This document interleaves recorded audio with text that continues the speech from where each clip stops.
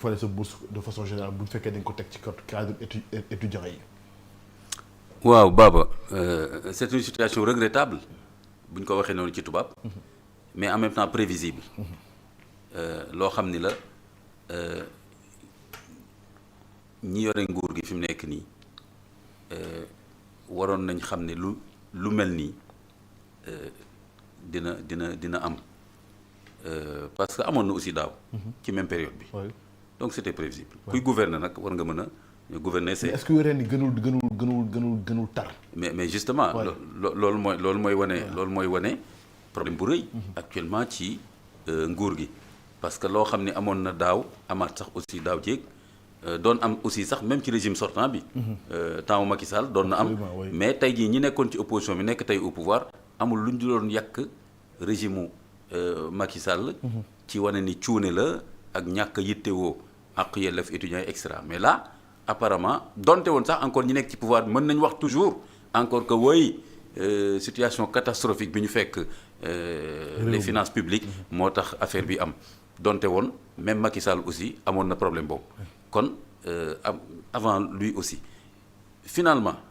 donc c'est regrettable que chaque fois particulièrement ci période bi cela veut dire que kon prévisibilité bi dafa mel ne jëruñu leen dara alors que gouverner c'est prévoir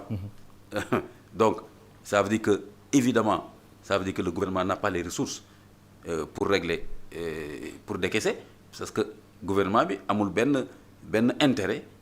du point de vue de sa crédibilité et de sa gouvernance yore ressources yi ba pare bañ a fay donc ça veut dire que budget boobu këyit kese la c'est du vent budget la boo xam ne dañu koy bind nii tant de milliards pour les universités mais en fait ressources yi teewul parce que surtout ressources su fi nekkoon mënoon nañu éviter lii di am kooku leneen li mooy Baba moi je trouve que lii dafay wane rek actuellement les limites du modèle de la gouvernance universitaire et que suñu toogul voilà boo ko tëggaatul refonder nos universités complètement mais ci naka imam ci naka ba loolu nag Baba gis nga nag bëgg lu yomb nag Sénégal man loolu daf may commencé jaaxal xam nga lan la Baba ñi ku laaj nguur yow yaay xam nooy tëggaatee li ñu war a tëggaat da di nga war a xam lan la ñu war a tëggaat ak nu ñu ko war a tëggaatee bu dul loolu bul laaj nguur Baba ah bon lii moo tax islam bëggul mais moom premier ministre à l'Assemblée wax na ko ne ñu dañoo jàkkaarloo opposition moom duñu proposer dañuy critiquer rek te duñu teg dara à la place mais écoute gis nga opposition c'est vrai bokk na ci seen cër mën nañ proposer mais en même temps du obligation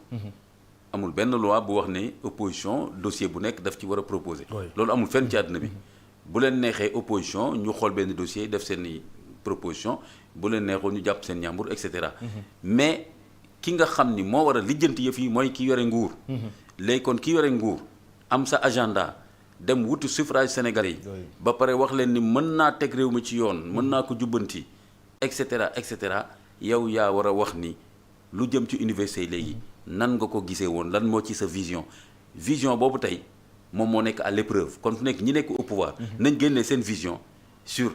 modèle d'université bi ñu am nii actuellement et particulièrement modèle financement parce que de l'université bi ñu am nii parce que soo amee benn croissance de la population universitaire boo xam ne tey boo jëloon université bu Dakar bi entre 2000 et 2025 c'est passé presque ça s'est multiplié presque par 5 on est université bu amoon 20 000 léegi mi ngi 100 000 xaw ma kooku Dakar kese donc yeneen yi ñëwagul donc soo amee lu mel noonu est-ce que tey ñiy jiite ñoom fi mu nekk nii am nañ ay outils ba xam ni kon croissance boobu noonu est-ce que état bi am na ressource yu mu ko mën a yore su fekkee état bi am na ressource yu mu mën a jëlee en charge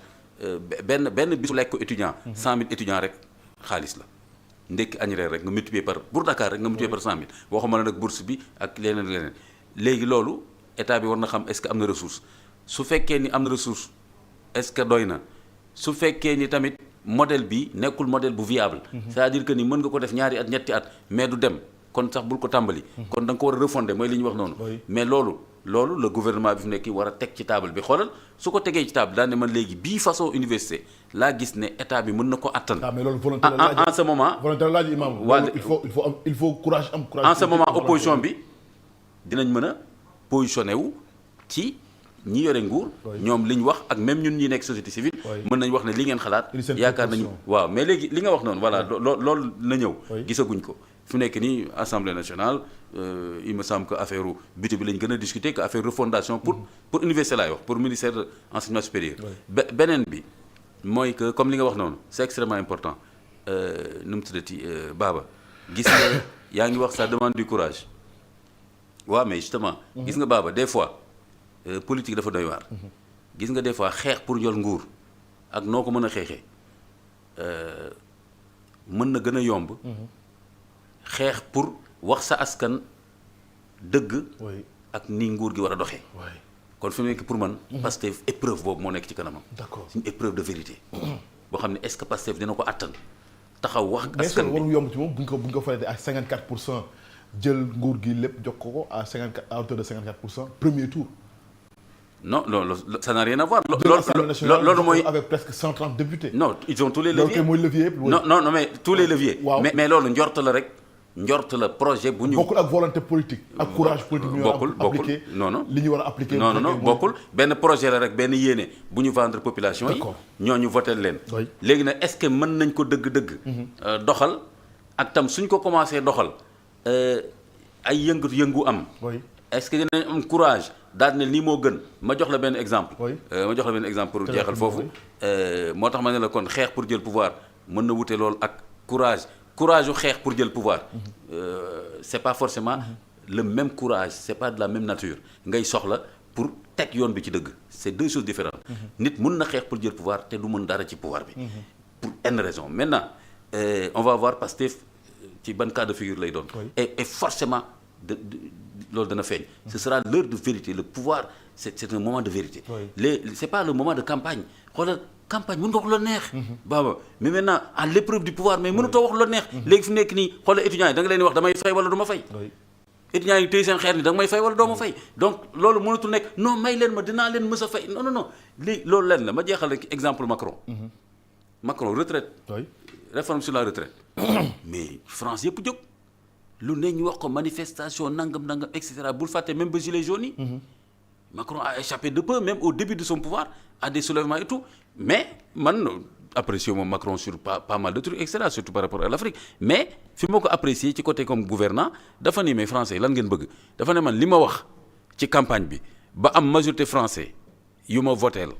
ba ma nekk président loolu lay appliqué su ma ko appliqué wul ngeen ne war naa sama engagement ma koy bëgg a appliqué ngeen ne du ma ko appliqué kon ñi wax ne du ma ko appliqué ñooñu benn minorité lañ bu fi nekk boo xam ne état dina jël disposition pour doxal ko mu doxal li muy doxal après gilet jaune moom mu ji dellu ginnaaw et aussi retraite bi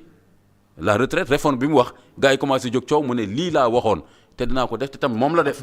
appliqué ko donc ay exemple ñu ngi fi mais aussi exemple Russie mi ngi fii Chine ak yooyu lan lañ bëgg ci Sénégal on va voir. D'accord alors Lamine tey jii situation bu nekk